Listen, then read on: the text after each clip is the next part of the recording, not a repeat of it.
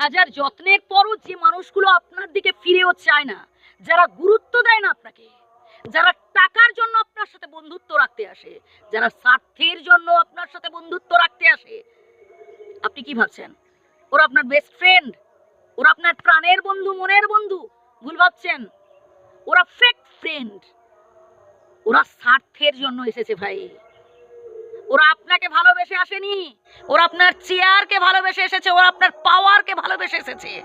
তাই প্লিজ একটু মানুষ চিনতে শিখুন। আপনার জন্য কোন মানুষটা ভয়ঙ্কর জানেন? যারা শত্রু না বন্ধু, যারা শত্রু তাদের তো আপনি দুই চোখে দেখতে পাচ্ছেন, বুঝতে পারছেন যে এই মানুষগুলো আমার শত্রু, এরা আমার ক্ষতি করার চেষ্টা করছে অনবরত, এরা বাজে কথা বলছে, গালিগালাজ করছে সামনে থেকে, এদের আপনি বুঝতে পারছেন।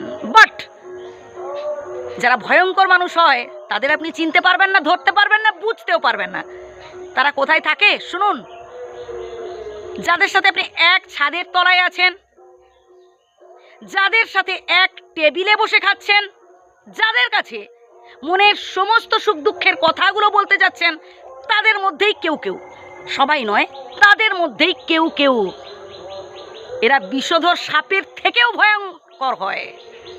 বিষধর সাপকে তবু আপনি দেখতে পারবেন, বুঝতে পারবেন, চিনতে পারবেন, এদেরকে তাও ভাই বুঝতে পারবেন না। কি করে বুঝবেন বলুন তো? সামনে মিষ্টি মিষ্টি কথা বলছে, এত ভরসা করে ফেলছেন, এত বিশ্বাস করে ফেলছেন, দীর্ঘ প্রায় বছরের পর বছর ধরে আপনি মনের সমস্ত সিক্রেট কথাগুলো এদের কাছে বলছেন। কি করে বুঝবেন আপনি? এরাই কিন্তু হচ্ছে ঘর শত্রু বিভীষণ। একটু খোঁজ খবর নিয়ে দেখবেন এদের মধ্যেই কেউ কেউ আপনার দুর্বলতার কথাগুলো বাইরে গিয়ে বলছে।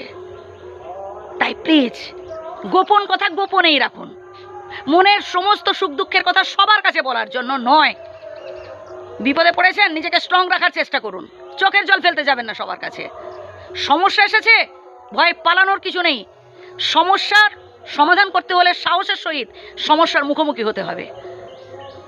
আমরা কোনো একটা কাজ দু একবার চেষ্টা করার পর যখন পারি না আমরা ছেড়ে দিই, নেগেটিভ চিন্তা করতে থাকি, এই কাজ কি আমার জন্য নাকি, আমি পারবো না। আমি বলবো আপনি ভুল ভাবছেন।